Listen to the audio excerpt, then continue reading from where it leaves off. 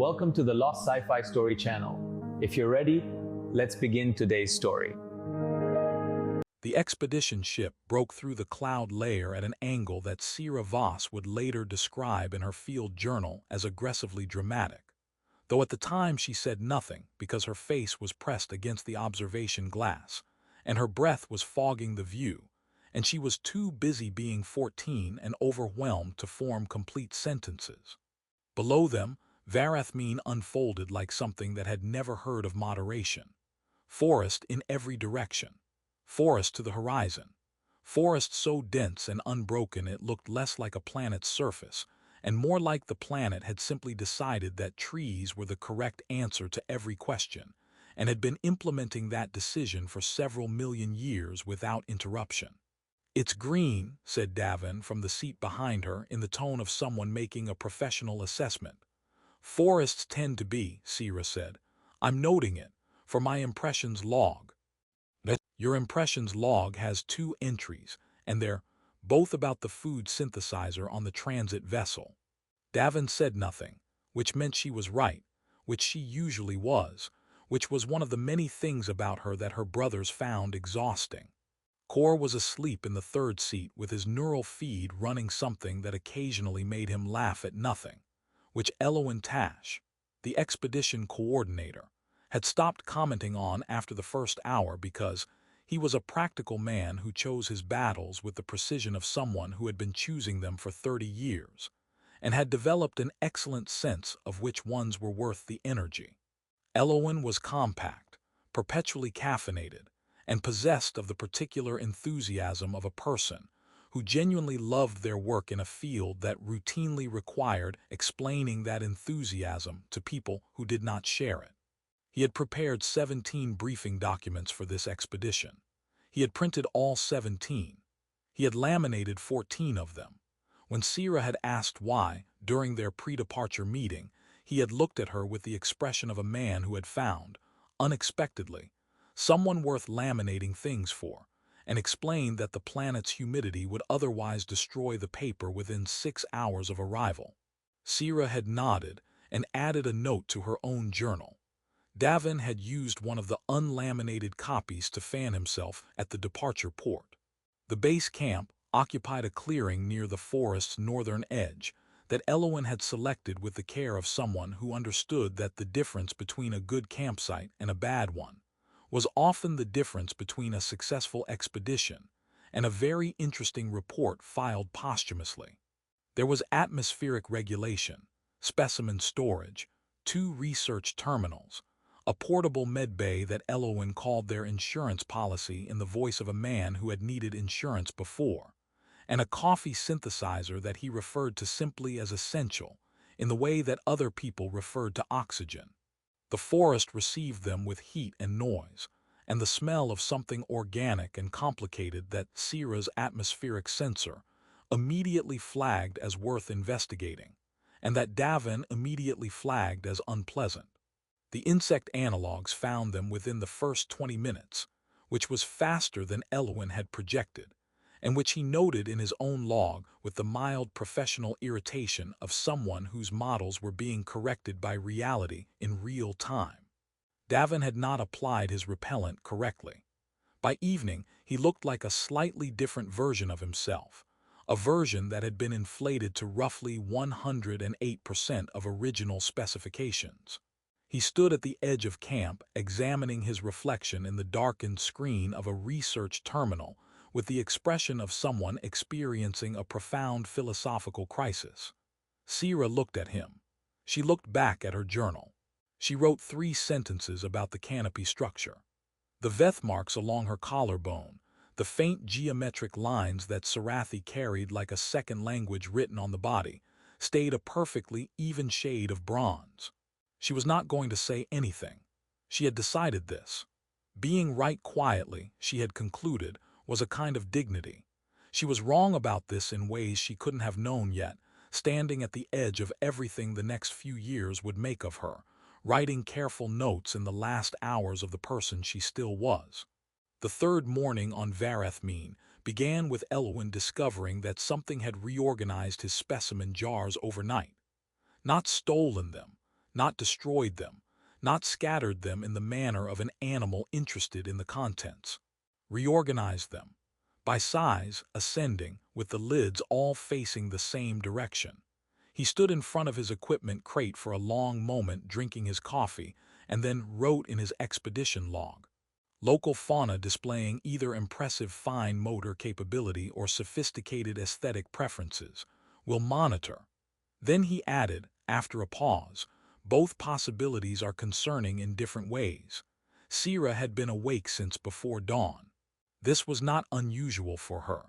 She had always slept lightly, in the way of people whose minds did not fully agree with the idea of unconsciousness and kept interrupting it with observations. She had her atmospheric sensor running passive collection mode, clipped to the exterior pole of her shelter unit, and had spent the early hours reviewing its overnight data on her field journal's display, which cast pale blue light across her face and made the veth marks along her jaw look almost luminescent in the dark. The forest at night was a completely different system than the forest in daylight. The acoustic signature alone had shifted through 4 distinct phases between sunset and the first gray light of morning, and she had charted all of them because charting things was how she made sense of places that hadn't explained themselves to her yet. Davin woke up and immediately checked his face in the terminal screen again. The swelling had reduced to approximately 103% of baseline, which he announced to no one in particular as if it were news from the front lines of something important. "You could just apply the repellent," Sira said, without looking up from her data. "I did apply it." "Correctly." He did not answer, she did not press. The repellent came with a 12-step application sequence that was printed in 6-point font on a card that Elowen had laminated. And Davin's relationship with instructions had always been what their mother diplomatically called intuitive, and what Kor less diplomatically called wishful. Kor himself had applied his correctly on the first night, not because he was more diligent than Davin, but because he had read nothing except the first sentence, which said apply to all exposed skin, and had interpreted this with a thoroughness that had used up his entire first tube and had technically included the repellent in his hair. He smelled like the product's synthetic botanical base note for 2 days. It was not a pleasant smell, but the insects found it even less pleasant, which was the intended outcome, and Kor considered this a complete success by every metric that mattered to him. Elowen led them deeper into the forest that morning, along a route he had mapped from satellite imaging, which he noted was always somewhat theoretical because satellite imaging of Varathmene's canopy was like trying to read a book through a closed door. The trees here were ancient in a way that communicated itself physically, the kind of scale that made the human-adjacent nervous system quietly recalibrate what it had been assuming about its own significance. The root structures alone were architectural.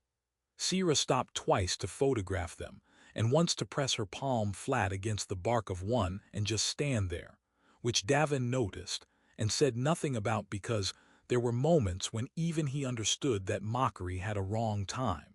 The forest's interior had its own atmospheric chemistry, measurably different from the clearing where they'd made camp. Sira's sensor flagged 17 compound variations within the first kilometer. Elowen, who had his own equipment and had been running the same measurements with the quiet satisfaction of a man watching his predictions confirmed, glanced over at her display and nodded in a way that communicated more collegial respect than most adults had offered her in her 14 years. She filed this away. She filed most things away. It was Kor who found the creature first, which surprised everyone including Kor. He had been walking with his neural feed running at low volume, partly in the world and partly somewhere more comfortable, when he stepped around a root buttress and stopped so suddenly that Davin walked into him. The thing regarding them from the undergrowth was roughly the size of a large domestic animal, covered in something that was not quite fur and not quite scales, but occupied a confident middle position between the two. And it was looking at them with the focused amber gaze of something that had already finished deciding what they were, and was now working on a second opinion. It did not move. They did not move. The forest held its considerable breath. Then the creature turned, with the dignity of something that had never been frightened of anything in its evolutionary history, and walked into the undergrowth and was simply gone.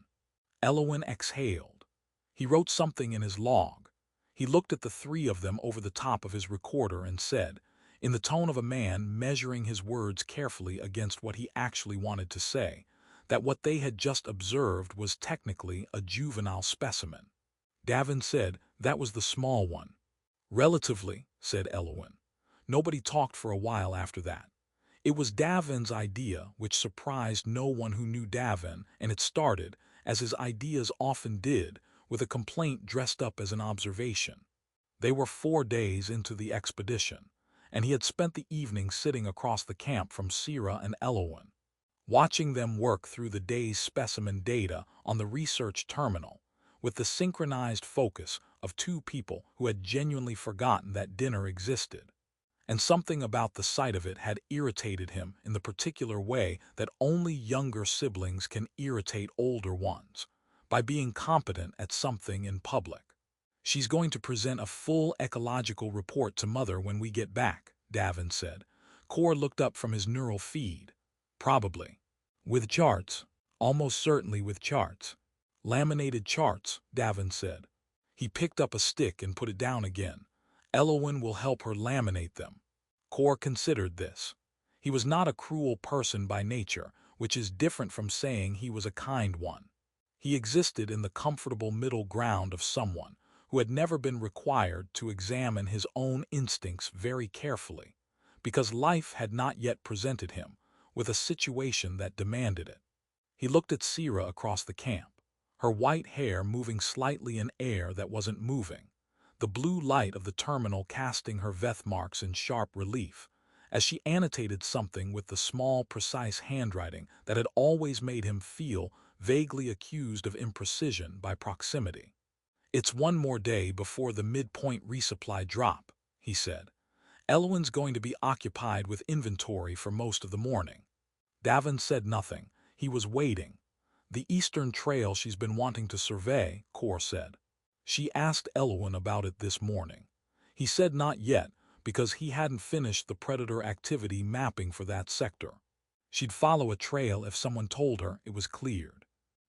She'd follow a trail if someone told her there was an interesting root system at the end of it. They were quiet for a moment. The forest made its nighttime sounds around them, the layered acoustic geography that Sira had charted, and that they had both learned to not think about too carefully after the juvenile specimen encounter, because thinking about it led naturally to thinking about what the adult version sounded like, and that line of thought had nowhere comfortable to go.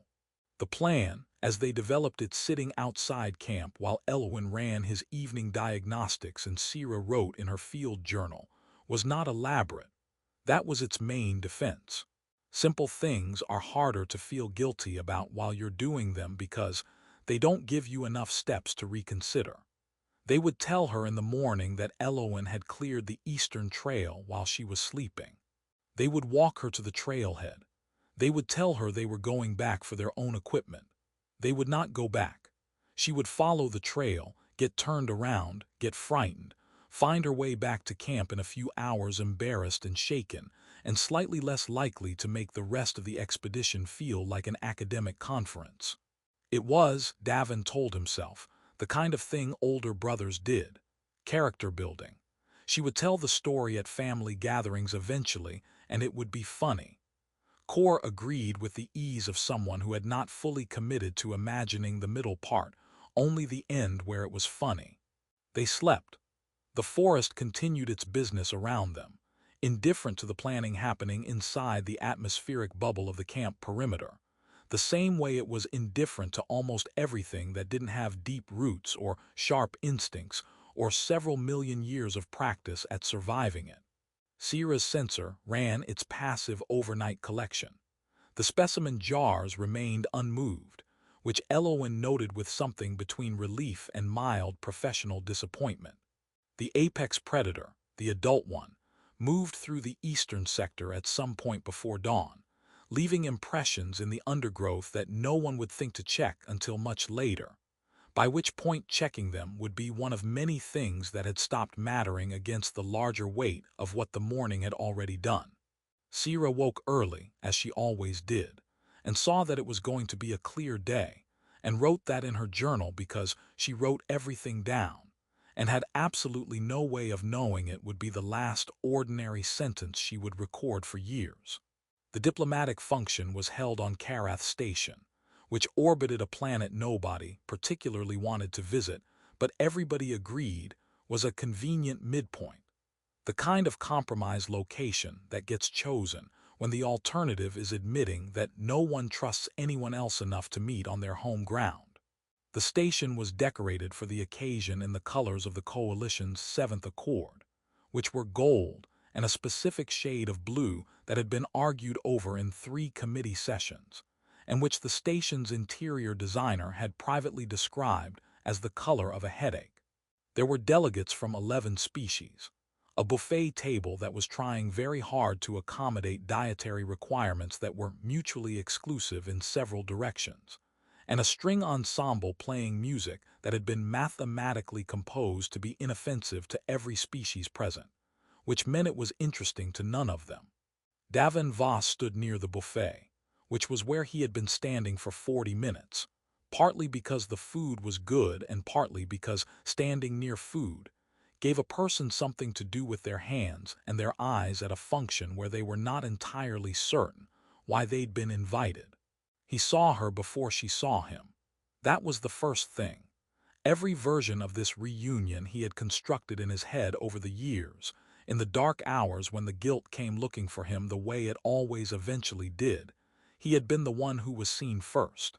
It had never once occurred to him that she would be the kind of person people noticed from across a room, that she would carry herself in a way that moved other people slightly out of her path without her appearing to do anything at all. She was in Coalition military dress, the kind of uniform that communicated rank through understatement, a few precise insignia that people who understood such things apparently understood very well, because he watched 2 officers near the entrance register her presence and adjust their posture. The Sierra he remembered had worn field clothes and pressed her face against observation glass and filled journals with small, careful writing. The person crossing the floor of Karath Station's diplomatic hall wore the same face, older, the same silver-white hair, the same double-iris eyes, and nothing else that he recognized. Her birthmarks had deepened. That was what struck him next. The geometric lines along her jaw and collarbone that had been faint bronze when she was 14 had gone 3 shades darker, which he remembered meant something, and he was trying to recall what it meant when she saw him and he found out. She stopped. She did not look surprised. That was the second thing. Core materialized from somewhere to Davin's left with the timing of a man who had also seen her and had calculated that being next to his brother was marginally better than being alone when this happened. They stood together the way they had stood together at 14 and 17, shoulder to shoulder with the instinct of people who had grown up sharing blame. And Sierra looked at both of them for a long moment with the expression of someone completing a piece of mental accounting they had started a long time ago and never expected to actually finish. "You're alive," Davin said, because the Coalition's diplomatic reception had apparently stripped him of every conversational skill he had ever developed. "Observant," Sierra said.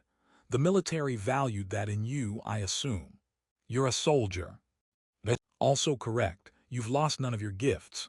Kor, who had spent 9 years refining his guilt into something almost philosophical, said, "Sierra, we looked for you. The search teams went back 3 times. We thought, I know what you thought." Her voice was level in the way that very still water is level, not because nothing is moving beneath it. "I found your search team's equipment signature on the 4th day. You were 11 kilometers from where I was. I tried to signal. My atmospheric sensor still had power." A brief pause. "It was a good sensor. I had modified it myself." The buffet table, which had been witnessing this from a neutral position, continued to offer its selection of cross-species appetizers without comment. It was Davin, finally, who asked the question that was sitting in the middle of all of them, taking up all the space. How did you survive? Sierra looked at him with the double iris eyes and the dark veth marks, and the expression of someone who had answered this question for military debriefers and coalition intake officers, and a therapist on a station orbiting Reach 7 who had told her she had a remarkable relationship with adversity, by which he had meant it as a compliment. Poorly, she said, and then better, and then well enough to be recruited by someone who watched me walk out of a wilderness survey zone carrying improvised equipment and asked me who had trained me. She considered this. I told him no one. He said it showed. He meant it as a compliment too. We're sorry, Kaur said. He had rehearsed this. He had rehearsed many versions of it, and none of them felt adequate standing in front of the actual person.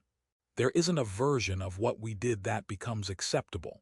We were young and thoughtless, and those are explanations, not excuses, and we have known the difference for 9 years. Sierra regarded him. Her veth marks, Davin noticed, had shifted a shade, not lighter exactly, different. I know, she said. The forest was an extraordinary teacher. I learned more in the first month alone than in the entire expedition before it. She paused. I also learned that I was extremely angry at both of you, which it turns out provides a significant amount of thermal energy on cold nights. Davin made a sound that was almost a laugh, caught himself, and then found it didn't need catching because she was looking at him with something in her expression that was not warm, not yet, not fully, but was at least oriented in that direction, the way a compass settles after it's been near something magnetic and is slowly finding north again. It was not forgiveness. It was the outline of a space where forgiveness might eventually be built, if the material was sourced carefully and nobody rushed the construction. Across the room, near the door, a compact figure in civilian academic dress was holding a plate of appetizers and watching with the expression of someone who had just understood something significant. Eloin Tash had been invited as a conservation ecology consultant. He had laminated his invitation. He looked at Sierra Voss standing in the center of her own return, and then he looked at his expedition log entry from 9 years ago, the last one he had written before